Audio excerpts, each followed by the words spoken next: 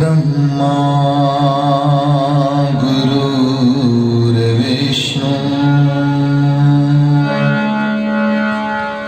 गुरुर्देवो महेश्वरा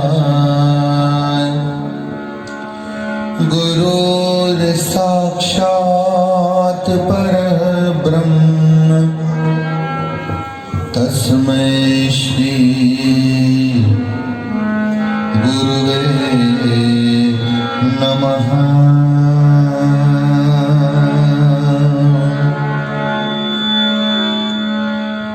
होठों पर हो आपका नाम बार बार,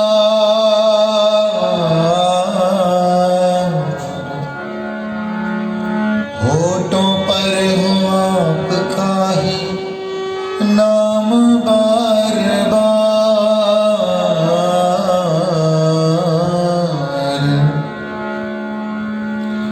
ऐ मेरे सतगुरु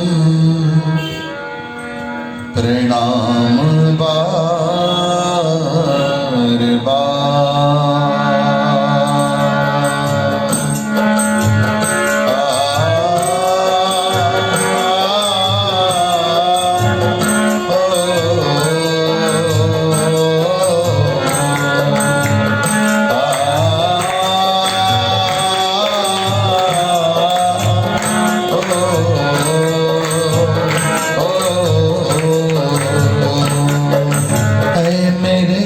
सतगुरु प्रणाम बार बार,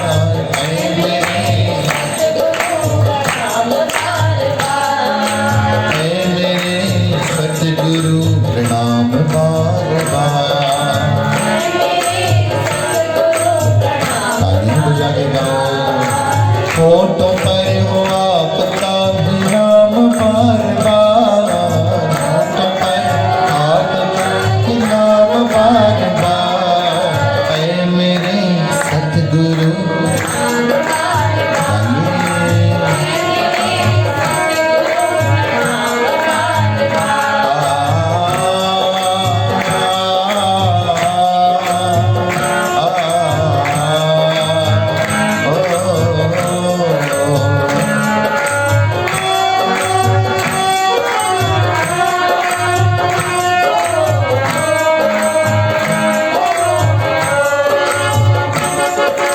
सोए हुए मन को जगाने,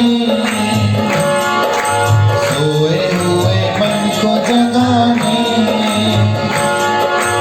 आए हैं गुरुवर सदा। सोए हुए मन को जगाने आए हैं गुरुवर सदा।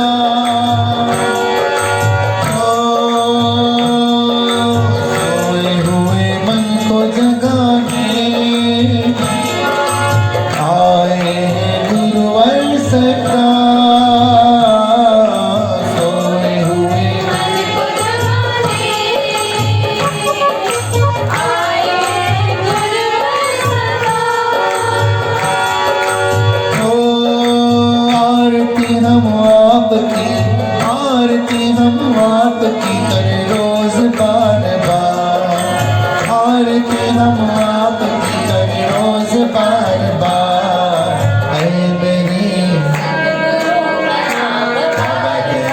बोलना, ऐ मेरे सतगुरु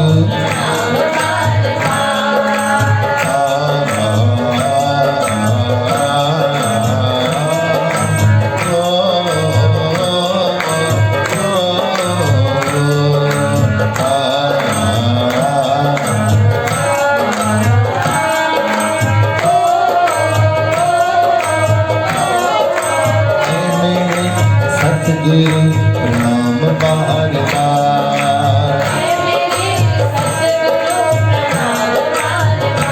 मेरे होठों पर हो आपका ही नाम बार बार, होठों पर ऐ मेरे सतगुरु मेरे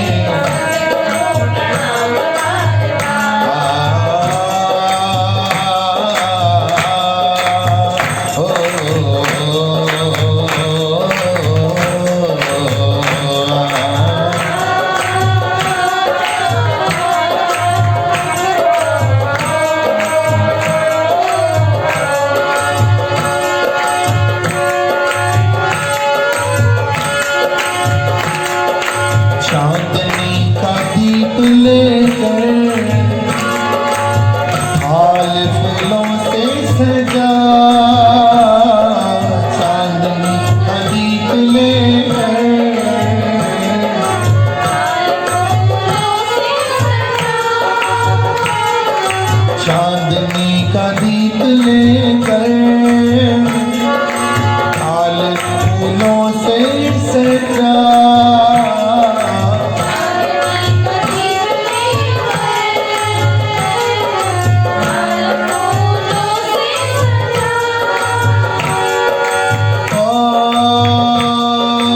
आरती हम आपकी, आरती हम आपकी करे रोज बार बार, आरती हम आपकी करे रोज बार बार।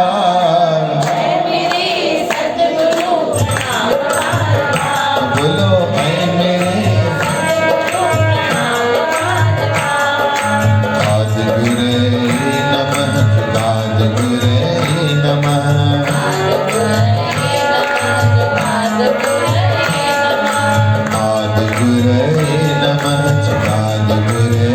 नमः, सद्गुरे नमः, सद्गुरे नमः, श्री गुरुदेवे नमः, मैं नमः ऐ मेरे सद्गुरु, ऐ मेरे ओ होठों पर हो आपका ही नाम बार बार, होठों पर हो आपका ही नाम बार बार। ऐ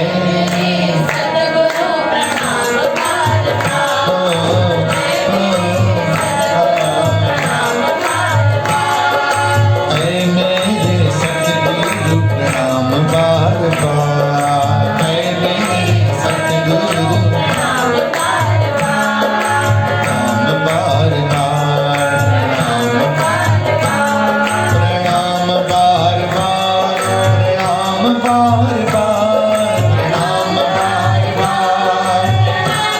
तो थाई दोनों हाथ आइए ऐ मेरे, ओ ऐ मेरे सतगुरु प्रणाम बार बार,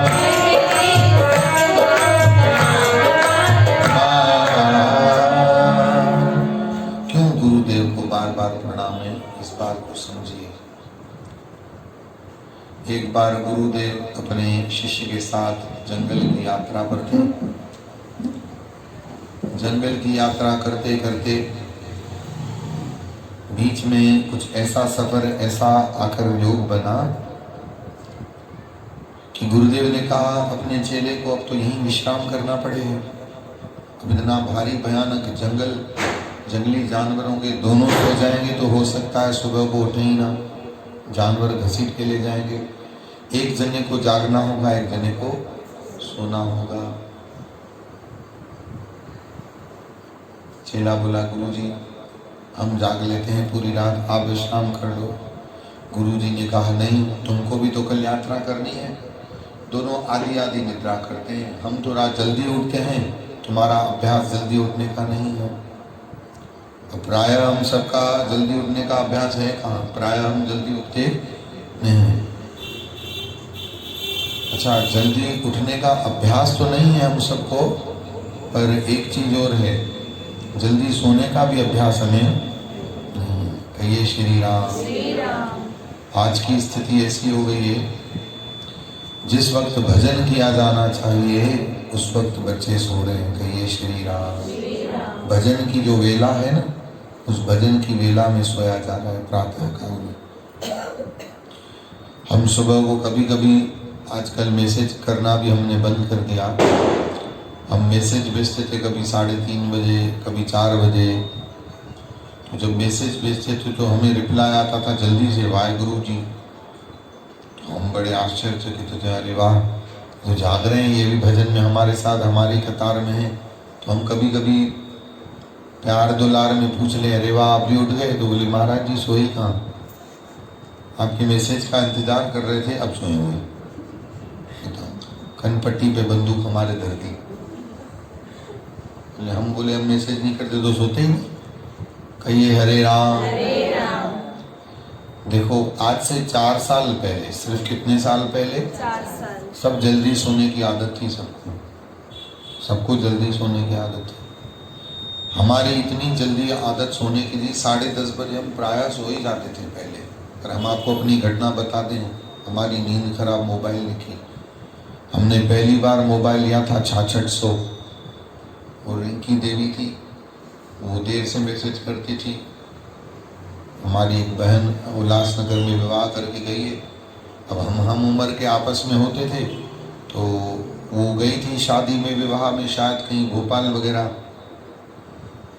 मुझे हमसे सो गए क्या? हमने कहा हम सोने की तैयारी में, तो मैसेज भेजे, उधर की बातें बताए। अब हमको चैटिंग का अभ्यास भी नहीं था, पूछ पूछ के स्पेलिंग लिखते थे कि भाई इसको कैसे लिखें, इसको कैसे लिखें, कैसे लिखें। वहाँ से जो हमारी आदत बिगड़ी, तो हम कहे अब ये बिगड़ती जल्दी आदत, सुधार बहुत मुश्किल से आता है। किसी को बिगाड़ना हो ना, जल्दी बिगड़ जाएगा, पर अगर बनाना हो तो बहुत मुश्किल लगती है कि नहीं? आप एक बढ़िया फेयर कापी बनाओगे ना, तो आपको 4 दिन लग जाएंगे फेयर कापी बनाने में, और उसको रफ करने में 2 सेकंड लगेंगे। 4-5 लाइन खींच दो, बिगड़ जाएगी कापी, आपकी सारी मेहनत पे। इसलिए गुरुबाणी कह रही है, बुरे काम को उठ खलोया और नाम की वेला पै पै सोया। जब नाम जपने का समय होता है, उस वक्त तो तुम सोते हो। कई लोग तो सत्संग में भी ऊँघते हैं कि नहीं, शशिकला माता जी, हाँ। कई लुगाइयों की तो आदत होती है, मुंह पे इतना बड़ा घूंघट होता है, पता ही नहीं होता अंदर क्या कार्यक्रम चल रहा है। कहिए जय श्री कृष्ण। बाहर से संत को लगे कि जाग रही है, और भीतर पटपटिया चल रही होती है। वो जब कोई पास में आके बैठे तो उसे वो पटपट की आवाज़ सुनाई देगी। खर्राटे चलते हैं महाराज, अरे क्या कर रही हो, सत्संग के बीच में सॉरी बोले, नहीं हम समाधि में। बताओ, ऐसी सुन्न समाधि तो कभी सुनी ही नहीं। कहिए हरे राम, थोड़ा जोर से बोलेंगे हरे राम। की आवाज़ थी मतलब आप लोगों में, पूरी दबाए बैठा होती देर का। कहिए जय श्री कृष्ण। कहाँ ले जाओगे आवाज़ इतनी, नहीं निकाल के, कि घर वालों के लिए बचा के जाते हो। हिते सजी संत आवाज़ कढ़ी छॾी ना थे, तो मर्दन में दबाईंदा थे कीअं? कहिए हरे राम, जोर से बोलना पड़ेगा। गुरु की परम सौभाग्यशाली प्यारी साथ संगत। अब गुरु जी बोले हमको तो जल्दी उठने का अभ्यास है, तुम थोड़ा देर अभ्यासी हो, तो पहले हम सो जाते हैं, बाद में तुम सो जाना। चेला गुरु जी को सुलाया, सेवा किया। चेला ने सोचा गुरु जी को नींद तो लगे, हम उठाएंगे ही नहीं, पर गुरु जी का अपना अभ्यास था, बिना अलार्म बिना घड़ियाल के। कई लोगों की अभी भी आदत होती है, आप करके देखो, आप स्वतः जल्दी सो कर के देखो, सुबह को आपको अलार्म लगाने की उठने की जरूरत नहीं पड़ती। अब सोते ही 4:30-5 बजे हैं, और ऐसे मरी हालत में सोते हैं कि मोबाइल हाथ से गिर जाए, इतना बड़ा मुंह खुल जाता है कि चूहा 10 बार होकर के आ जाए, बगीचा घूम के आ जाए। कहिए हरे राम, जोर से तो बोलना ही नहीं। हरे राम। इतनी मोबाइल में की आदत पड़ गई है, और नींद न खुले, फिर सुबह को उठाओ तो उठे नहीं, रात को सोते नहीं, सुबह को उठते नहीं, दोनों कार्यक्रम होंगे। रात को जल्दी सोते नहीं, और सुबह को उठाओ तो फिर जल्दी उठते नहीं। जैसे ना बोरी घसीट के उठाई जाती है, वैसे माँ बाप को उठाना पड़ता है बोरी के जैसे। माँ बाप है बेचारे, क्या करें, नहीं तो बाल पकड़ के उठाए, उठो। गुरु जी का अभ्यास था, एकदम उठ गए, हरिओम करके उठे, और चेला को कहा तुम सो जाओ। वो चेला भी जल्दी से सो गया। अब गुरु जी अपने भजन ध्यान में लगे, तो बोले भजन तो करना है, पर भजन का मतलब यूं नहीं कि मंत्र मुग्ध हो जाए, भजन भी करना, अपना नियम भी हो जाना चाहिए, पर ऐसे नहीं कि कोई जानवर आके हमें खा जाए। भजन ऐसा करें, जागृत अवस्था वाला भजन। कभी कभी ऐसी कंडीशन आ जाए, पता पड़े तुमको गुरुजी ने बोला है 2-2.5 घंटे बैठकर भगवान का नाम जपो, अब आप ट्रेन में बैठे हो, वहां पे बैठ गए, चलो गुरुजी ने बोला है, आंखें बंद करके लगा दी समाधि। पता पड़ा जब स्टेशन आई, न बैग मिला न बच्चे मिले, अरे क्या वो हमको नहीं उठा के गए? कहिए हरे राम। वक्त देख करके सिमरन भजन करना चाहिए। जब हम शुरू में नए नए अभ्यासी थे भजन करने के, तो लोगों के सामने करते थे हम जानबूझ करके। पूछें तो सही नहीं ये क्या कर रहा है। नए नए अभ्यासियों को और जिज्ञासुओं को ऐसा लगता है कि हम जो शुरू किए पता तो पड़े सबको कि हमने नया कार्यक्रम शुरू किया है। पता नहीं पड़ेगा तो कैसे होगा? मालूम तो पड़े कि हमने एक नई क्लास ज्वाइन की है। हम भी ऐसा करते थे, हमारे साथ भी हुआ ऐसा। बैठते भजन में थे हम, तो भजन में बैठ जाते थे, पर भजन हम में बैठता ही नहीं था। सारा ध्यान लोगों में फंसा हुआ था। आज क्यों कोई पूछा ही नहीं, क्या पता क्यों कि शायद लोगों ने देखा ही नहीं। पूछते तो सही ना कि क्यों क्या कर रहे थे बैठ करके। अब और लोगों के बीच में जाके और सामने जाके करेंगे, और सब सामने जाके करते थे, तभी भी लोग पूछते ही नहीं थे। फिर ऐसी हमारी हालत होती थी, हम आगे होके बोलते थे, वो हम भजन में बैठे थे ना, इसलिए थोड़ा लेट हो गया। भाई हमने तो पूछा ही नहीं, हम बता रहे हैं ना, नहीं पूछा तो क्या हुआ? कहिए जय श्री कृष्ण। नए नए सत्संगी कच्चे खिलाड़ी ऐसे होते हैं। भाई हमारा पता तो पड़े। कोई पूछे न पूछे कहाँ जा रहे हो, पूछे न पूछे, खुद ही हम सेवा पे जा रहे हैं। अरे भाई कहीं भी जाओ, हमारा नहीं, हम बता रहे हैं। क्यों बता रहे हो? पूछा कहाँ हमने? तो भाई हम बता रहे हैं, नाराज क्या हो रहे हो? कहिए श्री राम। अब गुरुजी जागृत अवस्था में बैठे थे, तो दूर से देखा एक काला सांप गुरुजी की तरफ आ रहा था। गुरुजी बोले जानवर है, निकल जाएगा, उसको छेड़ना अच्छा नहीं।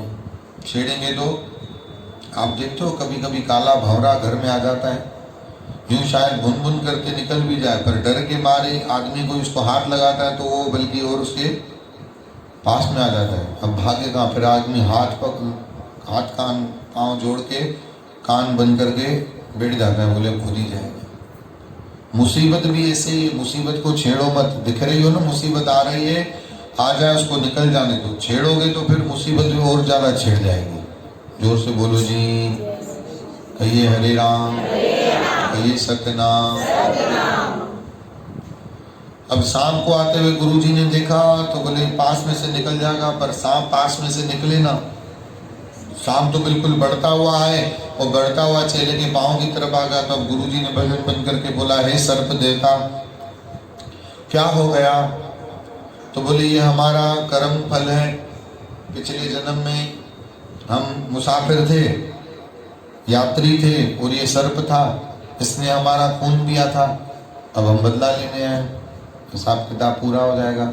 मेरे दाता के दरबार में सब लोगों का खाता, जो जो जैसा कर्म है करता वो वैसा फल पाता। मेरे दाता के दरबार में। खुद भी थोड़ा गाया करो, सारी मेहनत हमसे भी कराओगे। कहिए जय श्री कृष्ण। जोर से बोलो ना, जय श्री कृष्ण। अब ऐसा जो बोले तो गुरुजी बोले, अरे ये तो फंस गया हमारा शिष्य कर्म बल के बीच में। अब हम इसके गुरु हैं, हमारा फर्ज बनता है इसका कर्म काटें। तो बोले तुम ठहरो, तुमको तो खून पीने से मतलब है।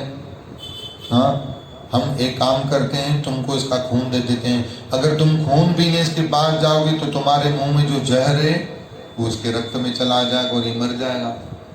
और हम तुमको खून दे देंगे, तुम्हारा खून भी पूरा हो जाएगा, बदला पूरा हो जाएगा, और हमारा शिष्य भी जिंदा रह जाएगा।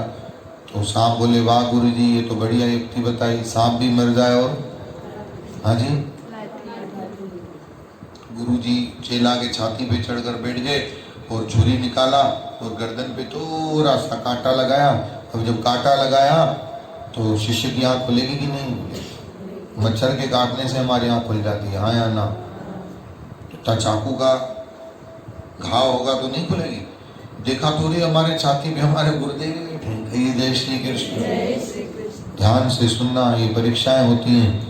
गुरु ने हाथों हाथ परीक्षा भी ले ली, देखे शिष्य का हमारे ऊपर भरोसा कितना है। कहिए श्री राम। शिष्य मुस्कुराया, गुरुदेव ही है ना। अरे यह तन विष की बेलरी, ये तन में तो वैसे ही विषय विकार भरे पड़े हैं। काम क्रोध लोभ मोह गंदगी विषय वासनाओं से भरा हुआ शरीर, यह तन विष की बेलरी पर गुरु अमृत की खान, और शीश दिए सतगुरु मिले तो भी सस्ता जान। ये तो सस्ता सौदा है, अगर शीश चला जाए पर गुरु मिल जाए तो सस्ता सौदा है। पर ये मुश्किल है महाराज बहुत। यहाँ तो टाइम नहीं निकलता गुरु जी के लिए, शीश कहाँ से दे देंगे। कहिए श्री राम, जोर से बोलना पड़ेगा, प्यार से बोलना पड़ेगा। कहिए जी वाहेगुरु, कहिए जी वाहेगुरु। गुरु की प्यारी साथ संगत, कितने आश्चर्य की बातें कभी कभी हम अपनों को बोल देते हैं दिल बड़ा करके कि गुरु के लिए टाइम खुद नहीं निकालते हो, सेवा के लिए टाइम खुद नहीं निकालते हो, फिर पूछते हो दुख क्यों नहीं जा रहे हैं। किसी किसी को भाग्य से मिलता है, किसी किसी को पुरुषार्थ से मिलता है। अब तुम टाइम ही नहीं निकाल रहे हो, छोड़े भागे जा रहे हो, समय से आते नहीं हो, समय से भाग चले जाते हो। यहाँ से जाते वक्त सबको घड़ियाल दिखता है, पर आते वक्त घड़ियाल किसी को नहीं दिखता। ये खोटा, ये बेईमानी, ये लुच्चा, ये जो हम करते हैं ना, ये सब उस दाता के दरबार में लिखा जाता है।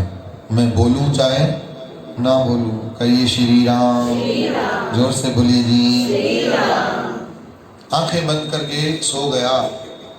गुरुजी ने कपड़ा बांधा और सर्प को कटोरा दूध भर के पिला के बोला, अब बोलो भाई ये तुम्हारा खून का काम हो गया, तुम्हारा बदला पूरा हो गया। उसी वक्त उसमें से देव प्रकट हुआ। बोले आपने तो सिर्फ इसका ही बंधन नहीं, हमारा भी बंधन काट दिया। अगर ये मर जाता तो फिर हमको अगले जन्म में यात्री होना पड़ता, मुसाफिर होना पड़ता, फिर ये हमसे बदला लेता। ऐसे कई जन्मों से चेन चलती आई, आगे भी चलती, पर गुरुजी आपने तो हमारे बंधन दोनों के तोड़ दिए, उसके कारण हमारा भी कल्याण हो गया। बोले गुरुदेव भगवान की जय। गुरुजी यही तो करते हैं। अब ये सारी बातें चेला ने भी सुनी। सुबह को उठा, गर्दन में दर्द भी हो रहा था, पर गुरुजी से एक शब्द भी नहीं पूछा। गुरुजी आगे आगे, चेला पीछे पीछे यात्रा चली। गुरुजी बोले इतना दर्द हो रहा होगा पर हमसे पूछ भी नहीं रहा।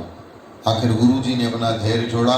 बोले तुमको गर्दन में बड़ा दर्द है, इतनी पीड़ा है, तुम हमसे पूछ भी नहीं रहे हो। तो बोले गुरुजी जब सौंप दिया इस जीवन का सब बार तुम्हारे, है जीत तुम्हारे, अब हार तुम्हारे। मैं आप सबसे एक प्रश्न पूछता हूं। जब आप बाल कटवाने हेयर ड्रेसर के पास ट्रिमिंग के लिए जाते हैं, उसके हाथ में क्या होता है? सबसे पूछ रहा हूं, जल्दी बताइए। कैंची होती है ना, वो कट कट कट कट चलती है। और मैं आपको कहूँ उस दुनिया में बालों की कैंची सबसे ज़्यादा तिखी की जाती है, उसकी धार सबसे ज़्यादा तेज रखनी पड़ती है, क्योंकि बाल नायलॉन जैसे होते हैं, उससे कैंची स्लिप भी हो जाती है कई बार। इसलिए कैंची इतनी तीखी रखनी पड़ती है हेयर ट्रिमर्स को कि जैसे घुमाई और एकदम से कट हो जाना चाहिए। मुझे आप सबसे पूछ रहा हूँ, जब आप हेयर ट्रिमर के पास जाते हो, बाल ट्रिमिंग करवाने जाते हो, तो इसका उत्तर दो ना। आपको भरोसा होता है ना उसके ऊपर कि बाल ही काटेगी, गर्दन नहीं काटेगी, होता है भरोसा? हमको भगवान के ऊपर इतना भी नहीं है। अपनी गर्दन सौंप देते हैं हम हेयर ड्रेसर के हाथ में कि तुम हमारे बाल ही काटोगे। कभी लिखवाया उसकी स्टाम्प से कि अगर तुमने हमारे बाल नहीं काटे, गर्दन काट दी तो, कुछ नस काट दी तो, हम मर गए तो, लिखवाते हो क्या कभी? भरोसे का स्टाम्प भरवाते हो क्या? नहीं ना। और भगवान के ऊपर जितना हमें भरोसा होना चाहिए, हमारे भगवान के ऊपर इतना भी हमारा भरोसा नहीं। यूं जरूर हम बोल देंगे हाँ हाँ है भगवान के ऊपर भरोसा। मैं तुम लोगों को क्या, मैं मुझे खुद को ही भगवान के ऊपर भरोसा नहीं है। मैं खुद की बात कहूँ, तुम्हारी हमको ही भरोसा नहीं है भगवान के ऊपर। भगवान के ऊपर भरोसा रखता अगर मैं तो पेटी पे ताला लगाता क्या? मैंने खुद कार्यक्रम कर रखा है, दरबार में ताला लगा कर रखा है। कहिए श्री राम। एक ताला, दो ताला, तीन ताला। ये हम सब झूठे हैं जो बोलते हैं हमको भगवान के ऊपर भरोसा है, पर सच्ची बात तो यही है, हमको भगवान के ऊपर जरा भी भरोसा नहीं है। अगर भरोसा होता तो हम अलग ही दिशा में होते, हमारा लक्ष्य अलग ही होता, हमारा चलन कुछ अलग ही होता। गोस्वामी तुलसीदास महाराज रामायण में कह रहे हैं, सुनिएगा।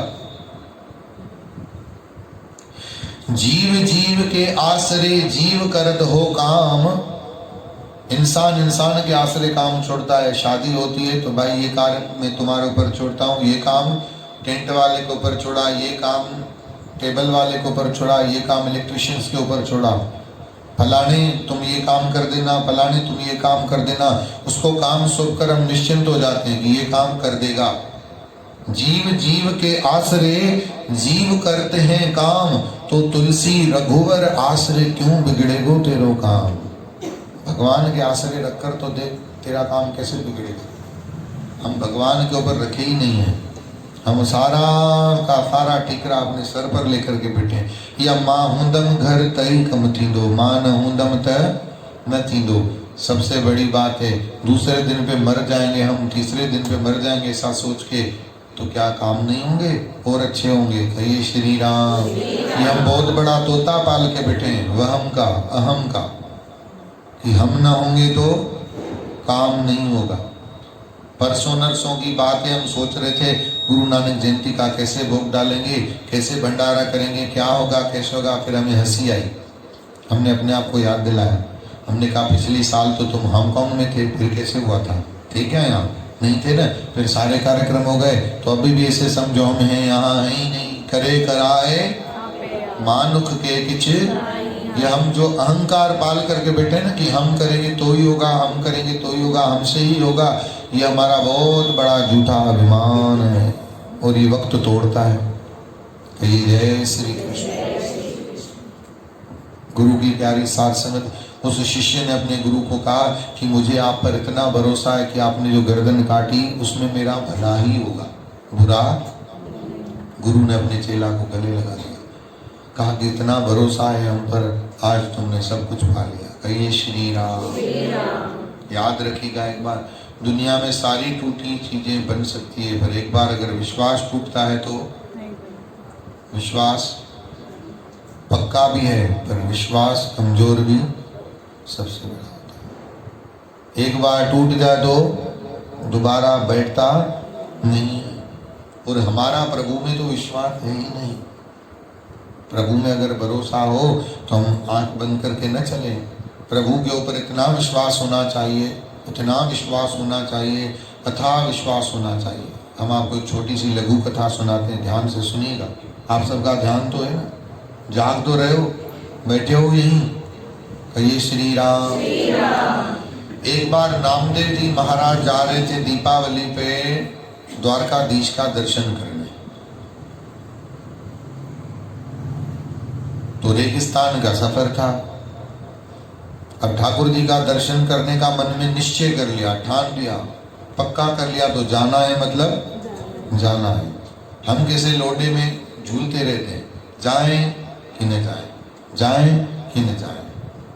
अकड़ बकड़ बम्बे वो 80-90 पूरे 100 कर दे ही रह जाएंगे, पर हम पहुंच ही नहीं पाते, क्योंकि हमारे विचार हमें झुलाते रहते हैं। गुस्सा करने में विचार बिल्कुल नहीं करते, किसी का अपमान करने में विचार बिल्कुल भी नहीं करते, किसी को तिरस्कार करने में विचार बिल्कुल भी नहीं करते, सेवा छोड़ के भागने में बिल्कुल भी विचार नहीं करते कि हम इसका क्या फल मिलेगा, क्या परिणाम होगा, क्या हो सकता है, क्या होगा, बिल्कुल भी विचार नहीं करते।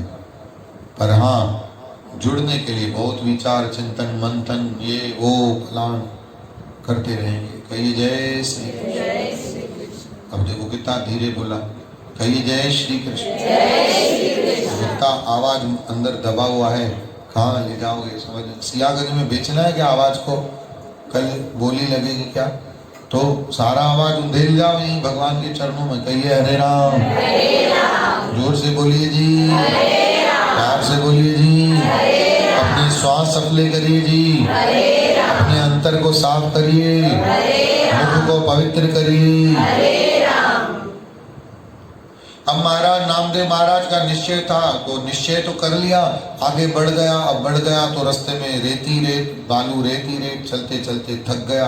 अब चलते चलते थक गया तो भगवान को कहने लगा, काश भगवान को ऐसा चमत्कार हो जाए, आप तो सर्वकला संपूर्ण हो, समर्थ हो, कोई घोड़े या घोड़ी का बंदोबस्त हो जाता तो मेरी थोड़ी यात्रा आसान हो जाती। कहिए श्री राम। बस ऐसा अभी बोला भी नहीं, सिर्फ मन में सोचा। और जो मांगे ठाकुर अपने ते सोई सोई दे। आवाज आई, अरे भाई सज्जन सुनते हो, जरा ठहरो।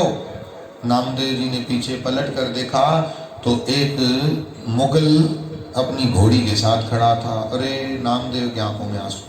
बोले प्रभु हम तो बोले भी नहीं, सिर्फ सोचे और आपने हमारी विनती स्वीकार कर ली। नामदेव जी थोड़ा जल्दी जल्दी अपने कदमों को आगे बढ़ाता हुआ बोले, मुगल बादशाह बोलिए। मुगल जी ने एक बंदूक उठाई, सर पे रखी, बोले हमारी घोड़ी गर्भवती है, चल नहीं पा रही है, तुमको उड़ा देंगे, इसको अपने कुल्हा पे उठा करके चलो। अरे नामदेव बोले ये क्या होगा? समझ में आ रही है कुछ कथा? ये सच्ची घटना है, कलयुग की घटना है, सिर्फ 500 साल पहले की कथा है। ये कोई सतयुग त्रेता द्वापर युग की कथा नहीं कि आपका मन, जिनका मन बड़ा चंचल होता है और जिनको दिमाग भी तेज होता है ना, वो तर्क करके अपने आप को बचा लेते हैं। बोले अब सतयुग की बात अलग है, द्वापर की त्रेता युग की बात अलग है। महाराज आज की बात करो आप तो ये आज की ही घटना है। कहिए श्री राम। घोड़ी अब बोले ये क्या किया भगवान, हमने तो बोला था हम घोड़ी पे चढ़ करके जाएं, थोड़ा आपकी यात्रा में हमको सरलता मिले, पर आपने तो यात्रा में और बाधा डाल दी, हमारा रास्ता कठिन कर दिया। नामदेव बोले अच्छा प्रभु ऐसा करोगे तो ठीक है, अब हमारा भी तमाशा आप देखो। नामदेव जी महाराज ने घोड़ी को अपनी कुल्हे में उठाया। कहिए श्री राम। कुल्हे पर उठाया और कहने लगा, तू हल में जी घोड़ी हल हल, री हल में जी घोड़ी हल हल, तू हल में जी घोड़ी हल हल,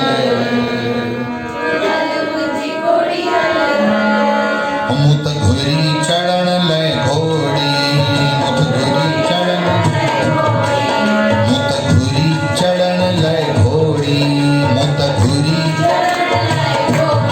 पहुंचा द्वारका दिवाली तोड़ी, पहुंचा द्वारका दिवाली, पर किस्मत में जी मोहना, पर किस्मत में जी मोहना, तेरी किस्मत हाय मोरी, मुझी किस्मत हाय, हाणे तू हल में जी घोड़ी हल हल, हल में जी घोड़ी हल हल, हल में जी घोड़ी हल तू हल में जी घोड़ी हल हल, हल में जी घोड़ी हल हल, हल में जी घोड़ी।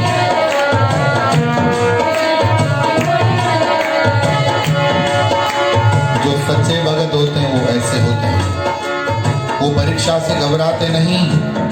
भगवान और क्वेश्चन पेपर को डिफिकल्ट बना दे तो जिसका सबक पक्का और सच्चा होता है ना, वो डिफिकल्ट से डिफिकल्ट सिचुएशंस में भी पास हो जाते हैं। ये श्री राम। ये बोलने लगा भगवान को, प्रभु ये सब आपकी लीलाएं मैं जानता हूँ। ओ सद उब तो बुद्धि चाहे सुब तो,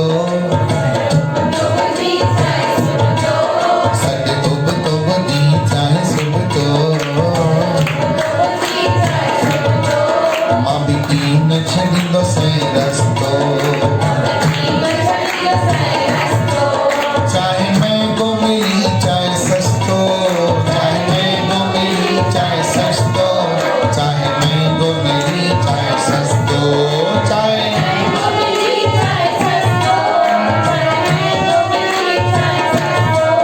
चाहे महंगो मिली चाहे सस्तो, तू हल में जी हल में जी घोड़ी हल हल,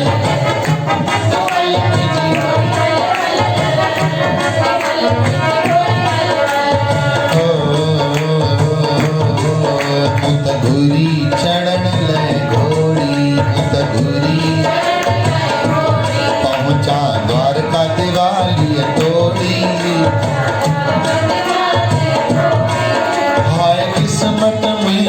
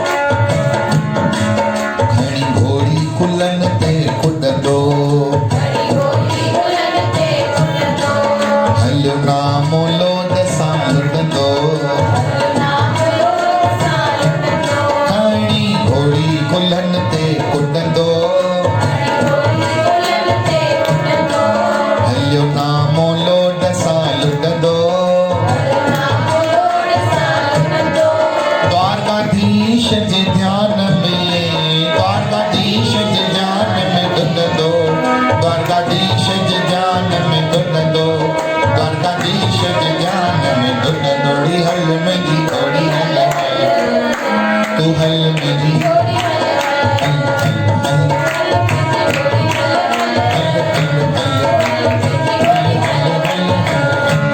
हल में जी दौड़ी हल जी हल में जी दौड़ी हल तू हल में जी दौड़ी हल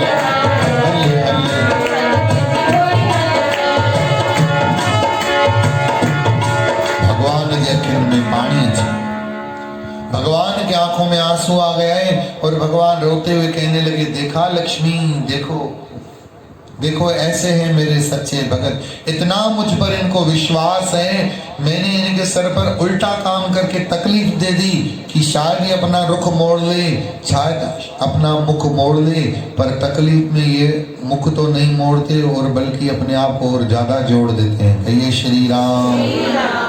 मुझे आप एक बात बताओ, आपने अगर कड़ी लगा कर रखी है, दरवाजा बंद करके रखा है, कोई बाहर से दरवाजे को धक्का नहीं दे रहा है, कोई डाकू कोई अंदर नहीं आ रहा है, तो आप नॉर्मल बैठ जाओगे सोफा पर, हाँ या ना। पर आपको कोई बता पड़े कि 4 जने पीछे से धक्का देने के लिए खड़े हैं, तो आप क्या करोगे? दरवाजे को और पक्का देख करके खड़े रहोगे कि छोड़ दोगे? हाँ जी। तो जब भगवान भी परीक्षा लेता है आपके विश्वास का दरवाजा तोड़ने के लिए, तो और भगवान को और जुड़ करके दिखाओ। हम तो इतने कच्चे हैं, टूट जाते हैं जल्दी, और भगवान फिर हमें अपनी औकात दिखाता है कि ये ले देख, बहुत सोचता था ना तू बड़ा प्रेमी है, बड़ा नेमी, तेरी कोई औकात नहीं है, कच्चा खिलाड़ी है। कहिए श्री राम। जरा सी हवा में तेरी जड़ें उखड़ गई, कहिए श्री राम। इसलिए ये औकात भी भगवान को याद दिलाना बड़ी जरूरी है। अगर ये औकात हमें हमारी नहीं दिखाएगा तो हम अब आगे मजबूत भी कैसे होंगे? परीक्षा क्यों ली जाती है? इसलिए तो ली जाती है कि बच्चे को अपनी हैसियत पता पड़ेगी, ये पढ़ता बहुत कम है, तो फिर वो जूझता है कि अरे मुझे नंबर कम आए, अब नेक्स्ट टाइम मैं अपने आप को प्रूव करूंगा। तो संसार की भी परीक्षा भगवान के चरणों में आने में, अरे आपको अपने ही रोकेंगे, आपको अपनी ही रुकावट डालेंगे। कहिए श्री राम। वो जो रुकावट डाल रहे हैं ना, उनको दुश्मन मत समझना, उनको तो अपना सज्जन समझो, वो आपको मजबूती दे रहे हैं। अगर ये रुकावटें नहीं होंगी, अगर ये चीजें नहीं होंगी, तो आपका मनोहर पक्का, वो तो आपके सबसे बड़े सज्जन हैं, वो आपको बल्कि भगवान की तरफ खींचते हैं, भगवान की तरफ पक्का करते हैं। तो कभी भी रुकावट डालने वालों को बुरा मत समझो, दुश्मन मत समझो, उनके कारण तो भगवान की नजर बल्कि हम पर जाना शुरू हो जाती है कि अरे अब इसको अपने सता रहे, अब मैं थोड़ा जा करके खड़ा हो जाऊं। कहिए श्री राम। जोर से बोलना पड़ेगा जी, प्यार से बोलना पड़ेगा जी। गुरु की प्यारी साथ संगत, जब नामदेव जी घोड़ी को लेकर के जा रहे थे, भगवान में ध्यान जुड़ गया, और भगवान में ध्यान जुड़ गया, वो घोड़ी कोई और नहीं, भगवान नारायण खुद थे। कहिए हरे राम। भगवान ने अपना वजन इतना हल्का कर रखा था कि नामदेव को पता ही नहीं चला। अब रास्ता था 8 दिन का, वो भगवान ने 8 मिनट में ही पूरा कर दिया। बोलो नारायण। खड़ी अखियों भगत जा खोले, खड़ी अखियों भगत जा खोले, खड़ी अखियों भगत जा खोले, जय द्वारकाधीश जी बोले, जय द्वारकाधीश जी बोले, बिठो मंदिर पुजारी तो खोले, बिठो मंदिर पुजारी तो खोले, बिठो मंदिर पुजारी तो सामने ही मंदिर पुजारी को, अरे ये कौन सा मंदिर है पगले, द्वारकाधीश के मंदिर को, अरे इतना जल्दी आ भी गया? तो बोले सबसे पहले तुमको ही भगवान का दर्शन हुआ है, और ये पहला दर्शन भगवान ने आपको आपके भले के लिए दिया है। कहिए श्री राम। आंखों से आंसू आ गए। बोले ये तो भला सारा उस घोड़े वाले का है जिसने हमारे सर पे घोड़ी दे दी, तो हमको तो रास्ते का पता ही नहीं चला। कहिए श्री राम। थोड़ा जोर से बोलना पड़ेगा, प्यार से बोलना पड़ेगा। देखो मैं आपको एक पॉजिटिव नया विचार दूं, कभी कभी कुछ ऐसा मुंह से हमारे निकल जाता है कि दोबारा वो कभी आता नहीं है।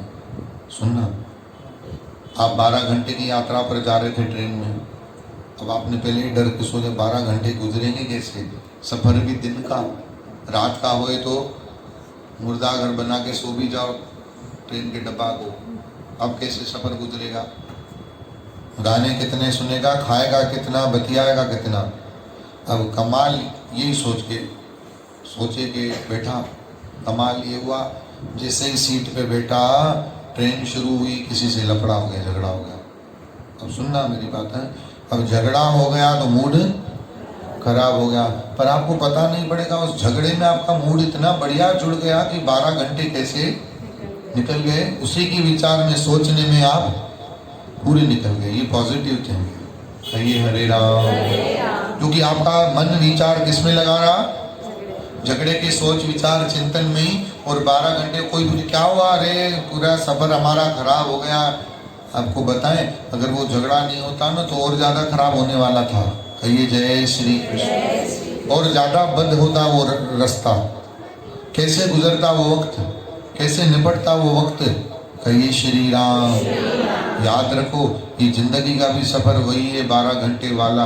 ये जीवन में हमारे जो उतार चढ़ाव, झेड़े झगड़े, विषय विकारों के साथ, अपनों के साथ, पराओं के साथ, कभी पैसा मिलना कभी न मिलना, कभी बहुत होना कभी कम होना, अगर ये ना हो ना तो जिंदगी का सफर इतना भारी हो जाए कुछ कर ही नहीं। पैसे वालों से जाकर के पूछो, ये सारे आइटम पैसे वालों नहीं बनाए, तो बोले क्यों, बोले इतने फ्री हो गए, टाइम पास कैसे हो, टीवी बना ली। कहिए श्री राम। अब मेहनती आदमी के पास टीवी देखने के लिए टाइम ही नहीं है। आज भी कुछ समय में ऐसे लोग हैं जिनको एंड्रॉइड मोबाइल स्मार्टफोन के अलावा चलाना, उनको कुछ कहो, कोई चीज बताओ, नया सीरियल बताओ, नया नाटक बताओ, तो उनको कुछ भी पता। आज भी बहुत सारे लोग हैं जिनको व्हाट्सएप फेसबुक के बारे में, यूट्यूब के बारे में कुछ भी पता, क्योंकि उन्हें फुर्सत ही नहीं। कहिए श्री राम। जोर से बोलो जी। कहिए हरे राम। गुरु की प्यारी साथ संगत ये तो होना बहुत जरूरी है। 12 घंटे ऐसे निकल गए, पता ही नहीं पड़ा, झगड़े में ध्यान चला गया। ये जीवन का भी सफर ऐसा ही है, इसको पॉजिटिव में लो, हर चीज को पॉजिटिव में लो। अब ऐसा नहीं करना कल परसों आपको जाना हो तो जानबूझ करके झगड़ा करो, भाई अटकला के नहीं वेदा बाबा संत बुधा विड़ी पूरा थे। कहिए हरे राम। जोर से तो बोलना पड़ेगा। टिकट सबकी लगेगी, फ्री में थोड़ी बुधाई नो माओ सत्संग। चो राम। जोर से चो, ताड़ियां चो। गुरु जी परम सौभाग्यशाली प्यारी सास नामदेव जी बोले घोड़ी का करामात है। घोड़ी को नीचे उतारा तो घोड़ी नहीं थी, साक्षात चतुर्भुज 4 भुजाओं वाले साक्षात विष्णु भगवान खड़े थे। बोले नारायण। अब ये घटना कलयुग की है, मात्र 500 साल पहले की ही घटना है। कहिए जय श्री कृष्ण। अब आप सोचो, भगवान आंखों में आंसू लेकर के खड़े थे। अरे भगवान आप रो रहे हो, आपकी आंखों में आंसू। भगवान बोले आंसू इस बात के हैं कि तुम जीत गए, मैं हार गया। कहिए श्री राम। अच्छा हार गए इसलिए दुख हो रहा है? बोले नहीं, ये खुशी के आंसू हैं कि मैंने खुद परीक्षा ली, ऐसी मुसीबत डाली, ऐसा कष्ट डाला, ऐसा मैंने माया जाल बिछाया कि मेरा भगत मुझ तक पहुंच नहीं पाए, मुझ तक आ नहीं पाए, और तुम जीत गए, मैं हार गया। मैं हार कर भी बड़ा खुश हूँ। कहिए श्री राम। कहिए हरे राम।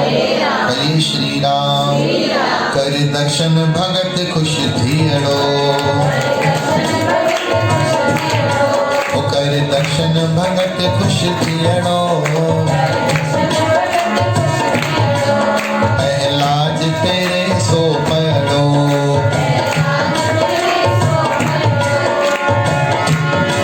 दौड़ी दुसना पातो लाए, दौड़ी दुसना पातो लाए, जन बीडी दे मुख सगड़ो, जन बीडी दे मुख सगड़ो, तू हल मुझी घोड़ी, तू हल मुझी घोड़ी, हल हल बीडी हल मुझी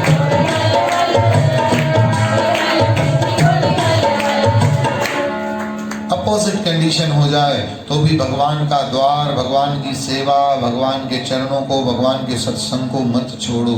सच बताओ, अपना अजीज खुद का सगा भी मर जाता है, खाना खाना छोड़ते हो क्या? दिल पे हाथ रख के बताओ, सबसे पूछ रहा हूँ, खाना छोड़ते हो, जीना छोड़ते हो, पीना छोड़ते हो, नहाना छोड़ते हो? सब नॉर्मल करते हैं, फिर सत्संग को पीठ क्यों, फिर सेवा को पीठ क्यों? लोग बोलते हैं साईं ये दुनिया वाले। अरे ये दुनिया वाले क्या कहें दुनिया वालों के लिए।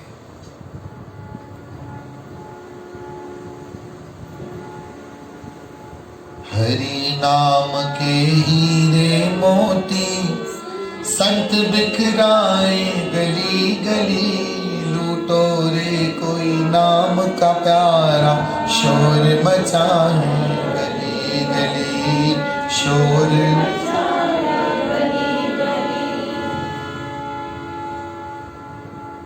कि दुनिया वालों की तुम बात कर रहे हो। कहिए जय श्री कृष्ण। जिनको तू कहता है अपना वो तुझे आग लगाएंगे, जिनको तू कहता है अपना वो तुझे आग लगाएंगे। अपने खुद आग लगाएंगे। कहिए श्री राम। पहले ये अधिकार बेटों को होता था कि बेटा ही आग लगाए। आजकल तो अगर बेटी आग लगाती तो बड़े शान से पेपरों में छापते थे कि बेटी ने चिता दी, बेटी ने अग्नि दी। अरे अपने ही आग लगाएंगे। बताओ, जिंदा थे तब तक तो जलाए जला, मरने के बाद भी छोड़ा। जिंदा थे तो जिगर जलाया और मर गए तो चिता जलाती। कहिए जय श्री कृष्ण। और हमारी हालत क्या हुई? हाथ जले ज्यों लकड़ी, केस जले ज्यों घास। हमारी हड्डियां जल गई लकड़ियों के जैसे और हमारे बाल जल गए किसके जैसे? घास के जैसे। हाथ जले ज्यों लाकड़ी, केस जले ज्यों घास, यह जग जलता देख के भयो कबीर उदास। कहिए श्री राम। ये दुनिया रुकावट डालेगी। अरे भक्त प्रहलाद के तो पिता ने रुकावट डाली थी भजन में, कबीर की तो माँ ने रुकावट डाली थी, मीरा के पति ने रुकावट डाली थी। कहिए श्री राम। किनके पड़ोसियों ने रुकावट डाली थी, किनके अपनों ने रुकावट डाली थी। याद रखो, भजन में रुकावट तो आएगी। अगर दूसरा कोई रुकावट नहीं डालेगा तो आपका सबसे जो अपना अजीज में अजीज है ना, जिसकी आप अपनों से भी ज्यादा सुनते हो, वो आपका मन वो भी रुकावट डालेगा। अब उससे कैसे फाइट करोगे? कहिए श्री राम। मन से बड़ा तो हमारे लिए कोई है ही नहीं। मन कहता है सोने को तो सो जाते हैं, मन कहता है भागने को तो भाग जाते हैं, मन कहता है भोगने को तो भोग पड़ते हैं, मन कहता है खाने को तो खा पड़ते हैं, मन कहता है लड़ने को तो लड़ पड़ते हैं। सब तो मन की इच्छाएं हमने पूरी की। शायद अपनों की भी इतनी इच्छा पूरी नहीं की जितनी हमने अपने मन की इच्छा पूरी की। आपका मन ही आपको दगा दे जाएगा, वही रुकावट डाल देगा। अरे चलो आज नहीं जाते हैं, क्या है उस क्या हो जाएगा, आज इच्छा नहीं। कहिए श्री राम। तो उससे कैसे फाइट करोगे? इसलिए याद रखो, भजन में तो रुकावट आनी ही आनी। आप एक बात याद रखो, आपको पता है जब सतयुग में, द्वापर में, त्रेता युग में बड़े बड़े संत ऋषि मुनि ज्ञानी ध्यानी यज्ञ हवन करते थे, तो उन हवन यज्ञ करने के बीच में बड़े बड़े राक्षस आकर के उन हवन कुंड को ही उठा के फेंक देते थे। हवन कुंड में मांस डाल देते थे। कई कई राक्षस तो बेचारे इतने प्यारे और दयालु होते थे, वो राक्षस तो उस महात्मा को ही उठा के फेंक देते थे। कहिए राम। आज भी वैसे राक्षस हैं। हो सकता है वो आपके रिश्तेदार के रूप में हो सकता है वो आपके परिवार के रूप में हो सकता है वो राक्षस आपके मन के रूप में हो सकता है वो राक्षस आपके तन के रूप में हो। रुकावट तो डालेंगे ही डालेंगे, आपको डालेंगे ही डालेंगे, पर अपना संकल्प मजबूत करो, अपना दृढ़ संकल्पी बनो। वो सब भगवान उनको यूज करता है ऐसे राक्षसों को, किसके लिए? आपकी परीक्षा लेने के लिए। अगर आपकी परीक्षा नहीं लेगी तो आपको पता कैसे पड़ेगा कि आप स्टेप आगे बढ़े कि पीछे बढ़े? कहिए जय श्री कृष्ण। जोर से बोलना पड़ेगा। कहिए हरे राम। इसीलिए कहा गया, पता है क्या? ये वादा करो राम के सामने, कभी दर ये प्रभु का छोड़ेंगे नहीं, कभी दर ये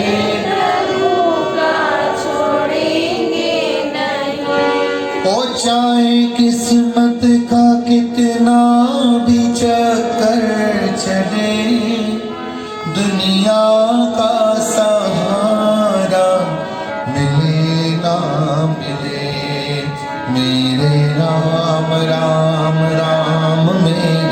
राम राम राम मेरे राम राम राम।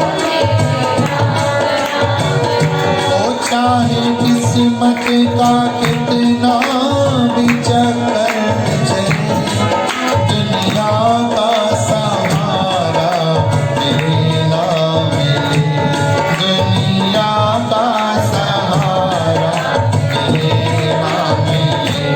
चाहे नेकी मिले या बदी भी मिले, चाहे नेकी मिले या बदी भी मिले, हमको फिक्रत कभी भी करेंगे नहीं।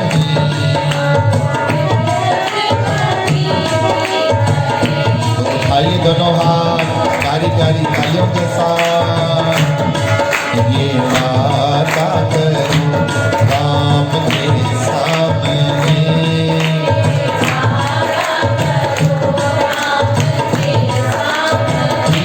कभी डरिए गुरु का छोड़ेंगे नहीं।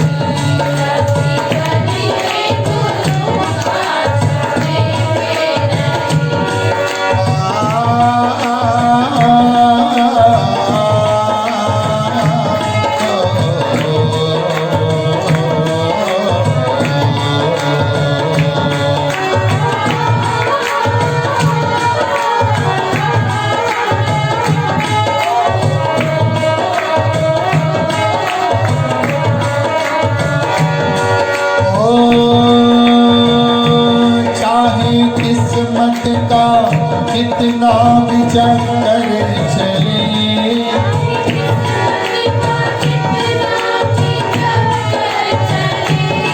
चाहे किस्मत का कितना भी चक्कर चले,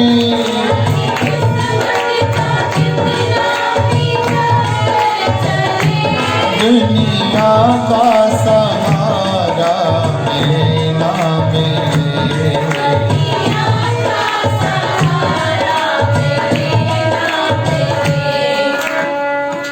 चाहे आंधी चले चाहे तूफान हो, चाहे आंधी चले चाहे तूफान हो, फिर भी मोहन से मुखड़ा मोड़ेंगे नहीं।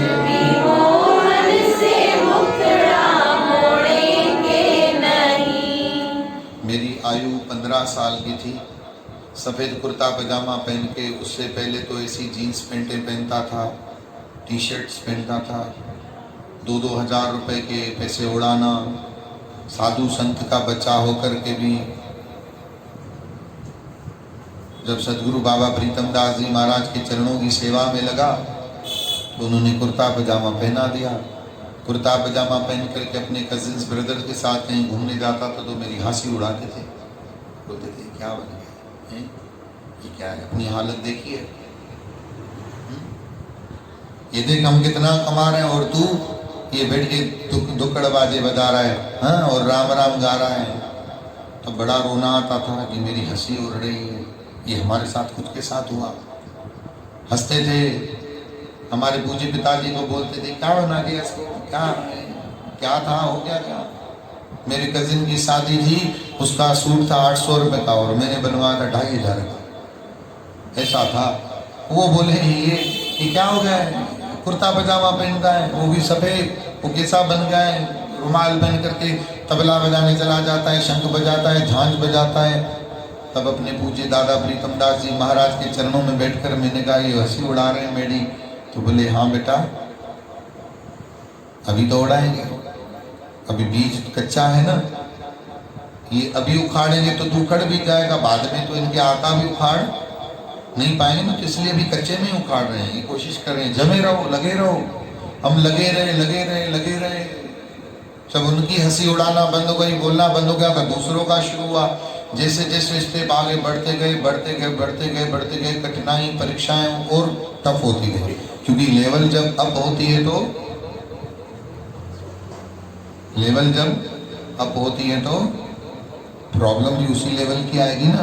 कहिए हरे राम, हरे राम, बोलना पड़ेगा जय श्री कृष्ण। जय श्री कृष्ण। आज ऐसा दिन आ गया है, वो भाई हमको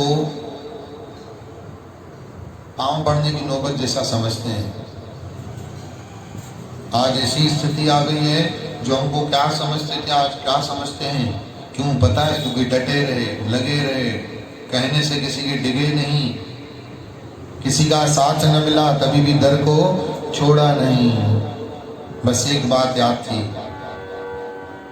चाहे मुझ पर जमाना यूं हंसता रहे, चाहे बादल दुखों का बरसता रहे, चाहे फूल मिले चाहे कांटे मिले, हम तो फूल और कांटों से डरेंगे नहीं। एक संत का हम बेटा होकर के हम नौकरियां भी किए, कपड़ा मार्केट में भी खड़े हुए थे। आज अगर हम वहीं खड़े होते तो हमारे हाथ में बीड़ी तंबाकू होता। कहिए श्री राम। सोहबत संग अच्छे अच्छों को बिगाड़ देती है। कहिए श्री राम। याद रखिए, जीवन में कुछ और अच्छा करो न करो, पर संगत सबसे ज्यादा अच्छी रखना। संगत जिसकी अच्छी होगी उसकी रंगत भी अच्छी होगी। कहिए श्री राम। सोहबत का बड़ा असर होता है, इसलिए कहते हैं कि संतों का संग संसार में सबसे श्रेष्ठ है। पर संत को पहचानना जरूरी है, संत को जानना जरूरी है, क्योंकि संत के रूप में भी असंत कई बने बैठे हैं, घूम रहे हैं। कहिए श्री राम। अपनी जागृति रखो। हमारा लक्ष्य प्रभु है, कोई संत नहीं, कोई गुरु नहीं। हमारा लक्ष्य क्या होना चाहिए? प्रभु। आपका लक्ष्य एजुकेशन होना चाहिए। आपका लक्ष्य ये नहीं होना चाहिए कि आप स्कूल में जा रहे हो, सहेलियों के साथ, दोस्तों के साथ मस्ती कर रहे हो, टीचर्स के साथ क्लोज हो रहे हो, घूमने जा रहे हो, फिरने जा रहे हो। ये लक्ष्य नहीं है। लक्ष्य है कि हमारा स्कूल में जाकर के एजुकेशन को पाना, कोई मंजिल पाना। मंदिर में, सत्संग में सेवा सिमरन का सिर्फ लक्ष्य होना चाहिए कि प्रभु प्राप्त हो और मनुष्य जन्म सफल हो। इसके अलावा दूसरा कोई लक्ष्य होना नहीं चाहिए। हम मंदिर जाते हैं, वहाँ की नेगेटिव बातें उठा के आ जाते हैं, नेगेटिव थॉट दूसरों में भी डालते हैं। अगर इन चीजों को देखते रहोगे तो भगवान कभी भी दिखेगा ही नहीं। मेरे एक प्रश्न का जल्दी से जवाब दे दो, फिर सत्संग को विश्राम दे। आप सब लोग ब्रेड खाते हो? ब्रेड खाते हो ना? तो ब्रेड खाते हो, ब्रेड खाते हो कि पहले ब्रेड का बैकग्राउंड भी देखते हो कि कैसे बनती है, क्या इसकी हालत होती है, कैसे इसको निपोड़ा जाता है, कैसे इसको गूंधा जाता है। अगर वो देखोगे तो कभी ब्रेड खा पाओगे? जल्दी जल्दी जवाब दो। आप क्या करते हो? सिर्फ ब्रेड खाते हो। तो ज़्यादा डीप में जाने की जरूरत नहीं है ना। हम अपना ज्ञान उठाएं, सत्संग सुने, सेवा करें, सिमरन करें। गंदगी की तरफ नजर डालोगे तो गंदगी ही दिखेगी, फिर अपनों में भी दिखेगी, अच्छों में भी वो गंदगी नजर आएगी, और तो और फिर भगवान में भी वो गंदगी नजर आएगी। कहिए श्री राम। अपनी आंखों की ये जो चश्मा हमने पहना है ना, अगर इस चश्मे पर मिट्टी लगी होगी, कालिक लगी होगी ना, तो सारा नजारा कैसा नजर आएगा? तो दोष हमारे चश्मे का है, बाहर काला कुछ भी नहीं है। हमारे अंदर गंदगी भरी हुई है, इसलिए हमको दूसरों में भी गंदगी नजर आ रही है। तो इसलिए कहा कि बुरा जो देखन में चला। अभी श्लोक याद तो कर ली हो, इसका कोई मतलब तो नहीं याद करने का। कहिए श्री राम। इसको अमल भी तो कर, अमल में भी तो लाओ कि मुझसा बुरा न कोई। ऐसा न हम कभी सोचते हैं, न कभी विचारते हैं कि हम बुरे हैं। कभी सोचते भी हैं अकेले में हम बुरे हैं? नहीं, हम तो सबसे अच्छे हैं। हमसे तो कोई अच्छा हो ही नहीं सकता। दुनिया के शुरू में हो और दुनिया का अंतिम में हो। मन की बात तो यही है। इसलिए सारे अभिमानों का त्याग करके, सारे वासनाओं का त्याग करके प्रभु के चरणों में बैठकर प्रभु को कहो, प्रभु हम आपके हैं, आप हमारे हैं। बस, और बाकी जगत सारा मिथ्या है। हम आपके हैं और आप हमारे हैं। ये हमारे जन्मों जन्मों का रिश्ता है। मैं बोलूं तो आप हमारे होगे, ऐसा नहीं है। मैं न भी बोलूं तो भी आप हमारे हैं। आप हमको न कहो कि तुम हमारे हो, तभी भी प्रभु हम तुम्हारे ही हैं, न बोलने के कारण। और जगत को चाहे कितना भी बोल दो हमारा है, हमारा है, हमारा है, फिर भी ये जगत कभी भी अपना होने वाला, क्योंकि न अपना था, न अपना है, न अपना होगा। और प्रभु न पराया था न पराया है न पराया होगा। इस बात को गांठ बांध करके ले जाओ तो यह लोक सुखी नानक हरि प्रभु। आइए 1 मिनट का भगवान नाम का जप कीजिए।